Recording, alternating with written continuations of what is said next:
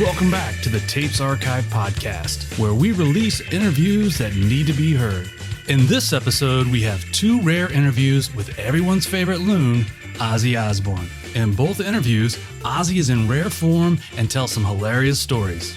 At the time of the interviews in 1981, Ozzy was 31 years old and was promoting his Blizzard of Oz tour and his upcoming Diary of a Madman album. In the interview, he talks about how glad he is to be out of Black Sabbath, buying fireworks, Randy Rhoads, and how Donny Osmond influenced a Black Sabbath song. Thanks for tuning in, and now it's time to open the vault.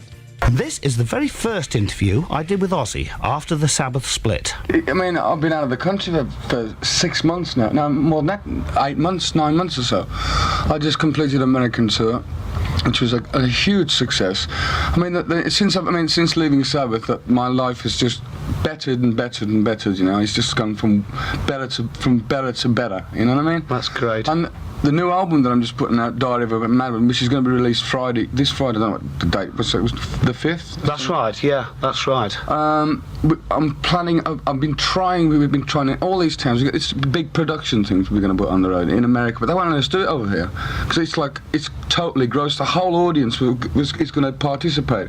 In the American thing, we're going to be selling masks with like luminous eyes, and it's going to be like a Hammer horror thing on the stage. But they think all these council people think I'm totally insane. They won't let me do it because, you know, these people with bad hearts and nervous dispositions. It's like one of them things. In America, we put posters out. Anyone who's pregnant, nervous disposition, or suffers from weak heart or blood pressure, you take it on you. It's like a horror thing, you know. It is total horror on the stage. Yes, but the point is this, Oz. Let's get this straight. I get accused with being the madman around all the record companies in this country. Yeah. And they say, oh, you've got nutty wants to work with you, etc. You are the madman of the rock business. And so all of our punters and our very dear listeners too, who we value, they're the kids, they that's what they want. They don't just want the straight-laced sort of stuff. The thing is, everything's been done now. Lasers, they bore me. It's like the spaceship and all that's gone. This moon rocket and whatever, and dead meat, isn't it? Yeah. Kids want to.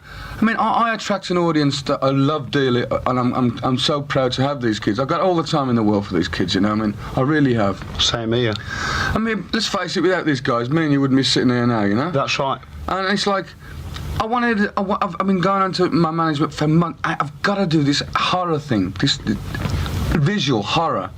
I mean, for real, you know, like I got in the American thing. I got like Igor that comes on with the hump on his back, and I actually dive through a window, and all this, and it's this electronic hand that puts me out into the audience, and it's this whole big deal. But what I'm planning on doing for the English kids next summer, because I can't get no one, and we've tried. Every council in every town, they said no, it's too over the top. So what we're planning on doing is in the middle of next year, I'm trying to find somewhere to do an open air thing to put the Diary of the Madman show, so the kids in England can see it. Yeah. And it ain't going to be outrageously priced. It's going to be a good gig, man. It's going to be great, and they're going to be there, and then we're going to have some fun. And that's what I want to do. Great, yeah. Because you see, the point is this, that you live your life on stage, but you also live the same type of life, exactly the same type of life, sort of wandering about the streets and with all your antics, etc. I mean, a bit of fun. When I was at Sabbath, we were at Niagara Falls, down at the Hilton, Niagara Falls. And I've got a bad throat, and the gig's gone real bad. I've got this bad throat, so I'm not allowed to drink booze. I've got to go to bed early and all this. So they're all having a Goldust presentation party down the hall, and I'm sitting in a bored stiff. So, you know, sitting around looking around the ceiling, and you know these sprinklers? Yeah. I wonder how they work. I mean, I'm in this hotel. I wonder how they work. So I get a box of matches, a box of matches at the ashtray. I lit the book of matches. And hold it under it. Under it. I'm expecting all to spray. Suddenly, all hell breaks loose. A million bells go, and hooters and fire brigade, fire engines, cops and ladders and torches and I'm thinking, shit, what have I done? And everybody everybody's panicking, running down the escalator because they think it's for real. And there's guys running around with big fire. In 1 minute it was quiet and everybody was asleep. The next minute there's these Japanese holidaymakers running up with curlers in their hair, and these old ladies and slippers on. What have I done now here? and they turn around. Remember the tour manager going. Everybody's running around. Tour manager says to me, "Ozzy, I'm going to break your neck tomorrow." He says, "Just get in that room and lock the door." And it was so funny because, like, 1 minute it was like everybody was asleep, like having the honeymoon couple was over there, and the Japanese holidaymakers were, and now panic-stricken. These guys with these big helmets and axes are running around the hotel trying to find out where the fire is. It was bizarre, and they were still having the party in the room. Bill Ward slept through the whole thing. That's the story of my life. I can't do anything. I mean, I go and get a prescription for the headache pill, and suddenly I got the drug squad invades a chemist, you know, and I'm whipped off somewhere. Because I always seem to end up in, like, you must be blessed by the same curse as me, you know. Must be. I mean, if there's a crowd of people, it's the finger's always pointed at me. So therefore, I'll give them what they want. I'll throw a pie at somebody's head. I'll bite somebody, or some cat, or I'll throw some cat through a window or something. I don't give a damn. No. Because I'm me, you know. I mean, I can't change. I mean, I've sat down at times and I think, well, it's about time you started to sort of get normal. But what's normal? I'm normal because that's the way I am. Same, it's the way I live. If I was to sit in, I mean, sometimes I don't do anything. I sit down, and if I'm not up to some crazy prank like hanging off a ship's mast or something, they think there's something wrong with me. If I sit down and just look out the window, are you okay, Ozzy? you ill? You're not setting fire to the chicken pen today. You're not killing the cats. You're not blowing the car up or shooting holes through the shed. You know, it's like, it's just. I am totally I'm not crazy, but I like doing off the rail things. I think there's so many people out there that get up in the morning, good morning, darling. They have a piece shave. of toast, shave, bathroom, coat on, see you tonight, come home from work, take your coat up, no, quick pint round the pub, read the paper, go home, news, slippers on, bed. That ain't for me, man. No, same here too. I live 24 hours. I was with Ian Gillan at 4 o'clock this morning. I'm like a rocket, man. I mean, I'm just like a human bullet. I'll do anything. I mean, one time I remember I was going into Swiss Cottage Hammersmith there. Not Hammersmith, Swiss Cottage, a Holiday Inn. Yeah. And there was this stray dog outside, and this dog was starving, right? This dog was so thin. I thought, I'll feed this dog. So I'll get a piece of string, put this piece of string around the dog's neck, and take it into the hotel restaurant. Suddenly, 15 people with all these dicky boat merchants come running out. You can't bring that dog in here. I said, excuse me. I said, I'm staying in the Napoleon suite, and if I'm paying £80 a night, I'm sure I can sit here with this dog. Yeah. So I had this big hoo-ha. The manager comes and he threatens to throw me out. I said, well, the dog's staying here with me, you know, whatever. So he says, right, you've got to sit round the corner then if you sit with us. I said, I'll sit outside on the step as long as the dog gets fed. That's right. So this dog must have hadn't eaten for weeks. The bloody thing was straying around, you know? So the funniest thing, they say I'm crazy. This dog's sitting there and I've got the napkin around the dog's neck. This dog's looking at me as if I should be in a dog's home, never mind him. So the waiter comes up with his dicky boat, and I fell in my soup. He says, he asked me what I would like to, and I ordered one. He says, and what would the dog like? I said, give it a steak. The stupid guy goes, and how would the dog like the steak cooked, sir? I said, you can give the dog the steak raw. I'm sure it will still eat it. And this guy, people are so stereotyped to their whole repertoire of life that I can't be like that. No. I mean, I just can't. I'm not a violent person, but I just do crap. I end up with like a black eye of somebody sometime in the week. So I mean, I always end up getting smacked in the ear hole. So what about a smack in the ear hole before? I'll probably have a few more. People, you know, say like, I drink a lot. You know, I do drink quite a lot. I like having a drink like everybody else does, right? So some guy one time said, "Have you ever tried tequila?" Well, it was early days when I was touring America, and I never tried tequila. And I have this stuff out there, it's called mezcal tequila. And the tradition is that you sit around in a circle, glug this tequila, and in the bottom is a maggot. Bottom of the bottle is a maggot, and the last person to take the last slug has to drink the maggot as well. But I'm going, I'm passing it around because it's like getting lower and lower and lower and lower. And this bloody great big bug's like winking at me in the bottom, thinking, I'm thinking it's going to go down. Anyway, I get horrendously drunk. The next thing I know, I can hear this Hoover. I think, and I went out on my, I think, where the hell am I? And so, you know, when you got that drunk, you pass out and you wake up and you got to try and think, where am I? I'm alive. I'm still here. So then I can hear this vacuum clearing and going. So these white. I think I'm dead. There's these white drapes around me. I've only gone nuts after drinking this thing. Gone down to the restaurant, gone under the table and fell asleep under the table. So I poked my head from under this thing, and there's this Negro cleaner. She's whopping me over the head with a broom, and I'm saying, I'm staying here, don't hit me, because she thinks I've snuck in the hotel and slept under the table for somewhere to sleep for the night. And I'm crawling on my hands and knees, and she's going, get out of here, you goddamn love. And she's going, and I'm trying to get out. I can't believe it. I mean, I always end up, I always ending up in the most bizarre situation, or in jail.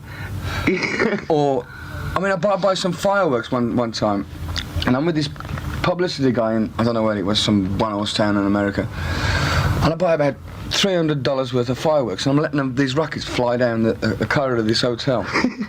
Smoke bombs, and everybody had the flu, and they were all saying, I said, go to bed, man. And I'm drunk as a fool, and I'm with this publicity guy who was also radio rental. So, out of this smoke clear, this gun, this pistol comes out. Freeze! So I think, this guy's going to kill me. I'll stay there like this. And this guy, he's an old security guy. He's an ex-cop, but he's a security guy for the hotel. Freeze! Oh, so I froze when I said he's a great big gun. He's got a better firework than I've got. So I freeze, and this guy who's with me, he's unscrewing the light fitting and throwing this light fitting at this cop. Next minute, handcuffs, back of the car, jail for the night. So I found my lady, and I said, because you're allowed one phone call, see that? I says, I've been arrested. She says, yeah, what's new? I says, I'm in jail, get me a lawyer to get me out, just because all the band don't want to know, he's out of our air for the night, we can get some sleep now, because we've got a gig the next day. So, she says, are you speaking in code? I said, darling, I'm in jail, I've got handcuffed next to a guy, and they're all listening, these cops on the other line. And she said, have you been done for smoking dope? And as soon as she says it on the phone, I'm going, the phone down. The guy goes, what did she say? What did she? I said, oh, she's half asleep or something. This guy, I slept the night in this cage with this lunatic. They let me out the next morning. I got 24 hours to get out of town. I'm banned from that. I am banned from Salt Lake City. I am banned because Salt Lake City is full of Mormons. I go in there, all right, yeah, swearing and whatever. The Lord Mayor has officially banned me forever going into Salt Lake City ever again in my life. And just now on this last tour, Sharon, my manager, said to me, "What about Salt?" I said, "No way." So we try and get a gig in Salt Lake City. Him? No way. We don't want that guy. He's corrupting the public and all this. Because, you know, Mormons are like a bit sort of weird with the way they think. So I can never ever get into Salt Lake City ever again. Now, one thing that's actually amazed me with the band, we'll get back to the band, we'll get back to a few antics later, but back to the band. You've taken up Rudy Sarzo and also Randy Rhoads. Randy Rhoads, a marvellous band. Now then, both of those guys were with Quiet Riot, weren't they? In America, what I call sort of American pomp rock. And I was really surprised. I saw the lineup. I thought, oh no, this can't work. I tell you what, American America went through this stage of like the angel type looking band, you know, That's the right. pretty looking thing. Yeah, the Bostons and the... Yeah, whatever. Yeah, and every record company was desperately trying to find the next Boston, because Boston were like a basement band that happened to record an album which sold 15 million instantly, you know what I mean? And everybody started to look this pretty face and but take that apart. Randy, I mean, I have the band now, this band I have now, well, people see it at Port Vale. I mean, you know. I'm sure people don't realise what I did for that gig. I flew from America on Concorde on the Friday, did the gig on the Saturday, flew back to America on Concorde on the Sunday, and started the tour again on the Sunday evening. I did it straight through. I was totally exhausted, but I did it for my kids, man. That's right, because they're the people that count. They count, man. I mean, Sabbath let them down, so what can I have? The best part of Sabbath, you know. I came back and did it for them, you know. I mean, this country is so backwards. When you know what gets me? When you consider the size of this country in comparison, say, to the size of the United States of America, and the amount of artistic rock talent or musical talent or any form of art talent that comes out, and yet they're so backwards that these councils and these bureaucrats who say you can't do that because that'll be there and Neil will be offended and there'll be banners. So it's always people walking outside with boards saying ban this, stop that, we can't have that, and all we try and do is give people a little bit of fun in their lives. Entertainment, yeah. That's all. I'm here, and I think to myself, well, what's better than getting a bunch of guys in a place?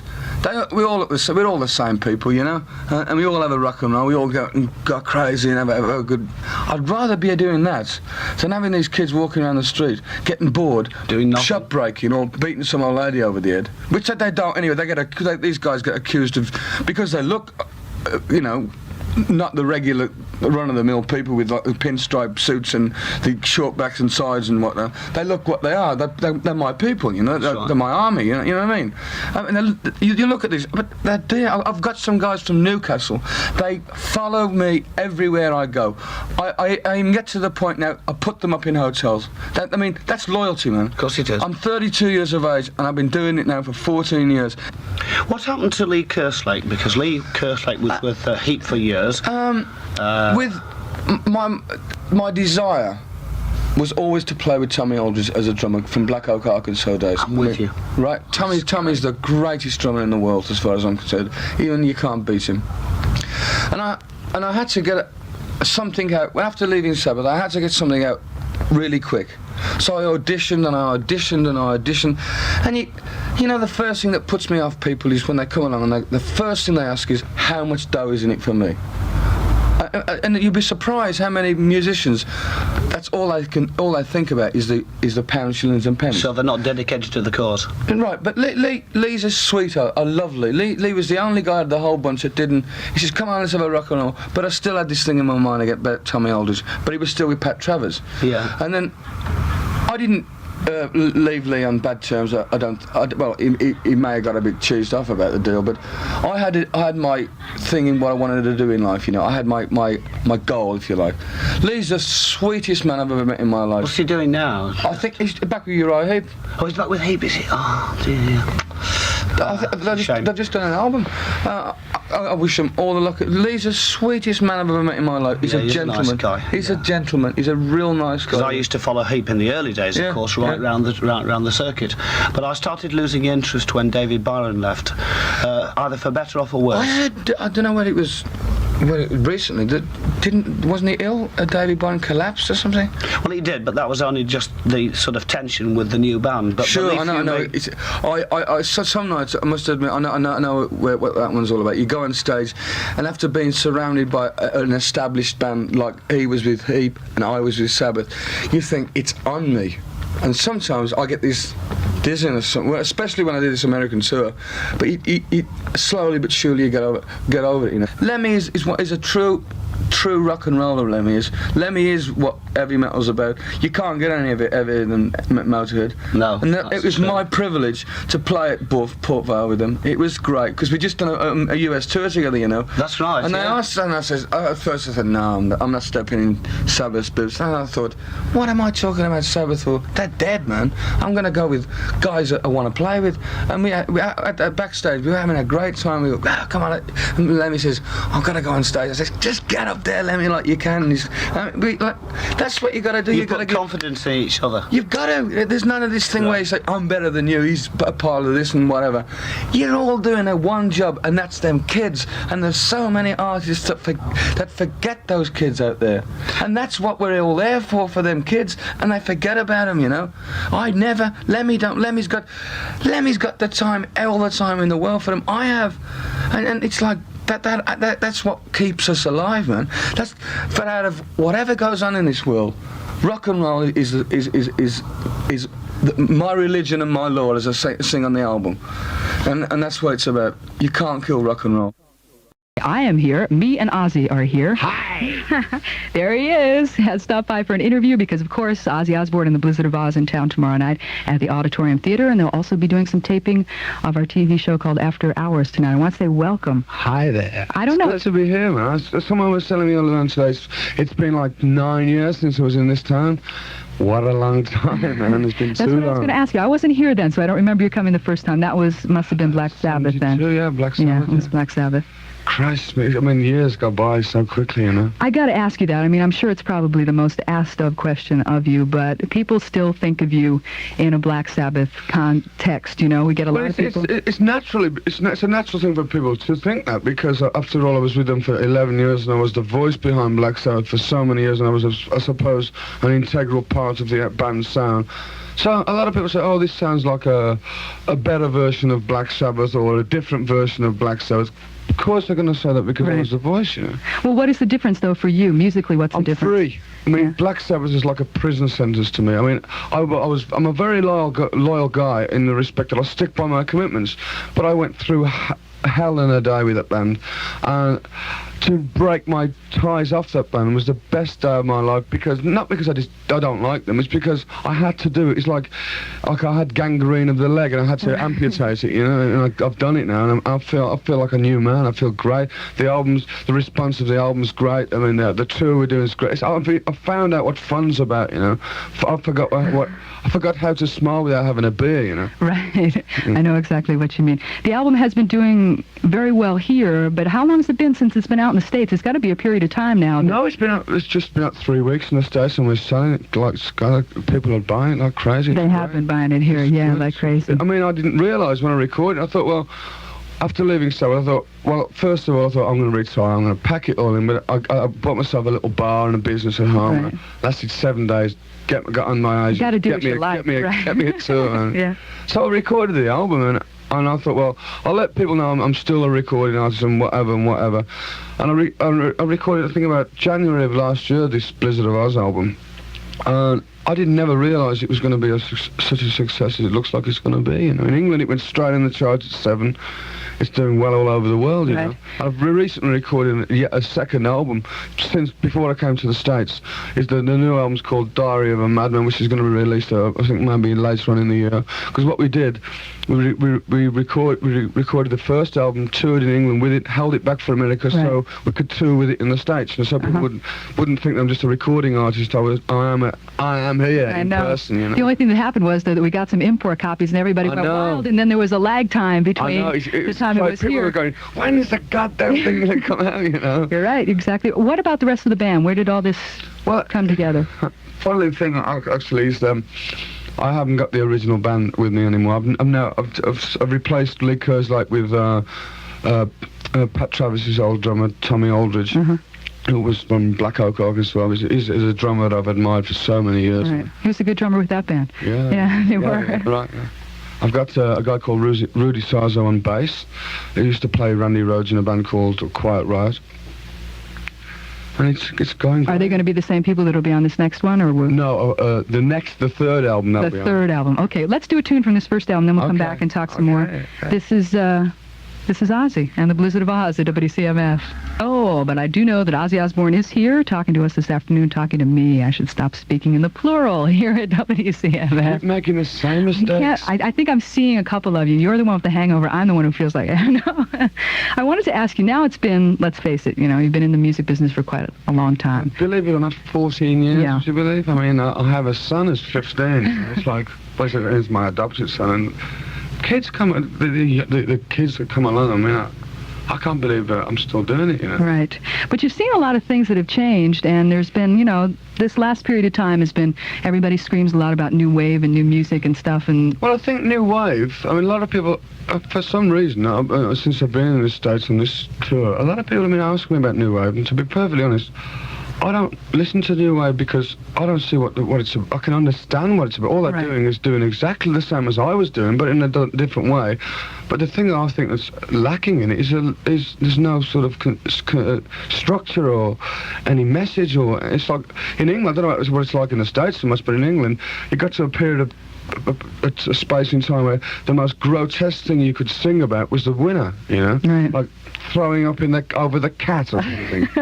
And it was like, where's that at? I can't see what benefit that's going to do to anyone. I mean, at least. I mean, I understand that I have a certain amount of people listen to my music, so I do try and put a little bit of a message with what I sing about, whether it be one thing or another, But I just don't. I can't see what it's about. I can, but I can't. If you understand what I mean. Right. I can see what it's about entertainment-wise. Yeah. Yeah. It's like gross. It's like decadence. It's like the end, what next? If that's, I mean, I must sound like I've been in the game 14 years, for me to be sort of. Where does it go from here? I'm not putting it down because somebody likes it, so I've got no right to say I don't like it, so nobody should. If you like it, listen to it, man. Well, what do you like besides what you do? I mean, drinking beer. Musically, Ozzy. I don't really, I mean, I work constantly. I told you earlier on that I've recorded a second album, and now I'm working on the third album, so I don't really get a chance to listen to much music, not unless I turn the radio on.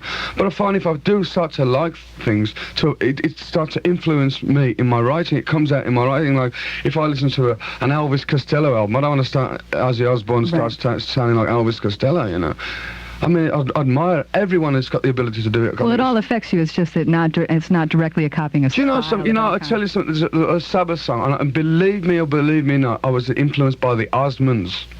Sabbath, Bloody Sabbath, the track.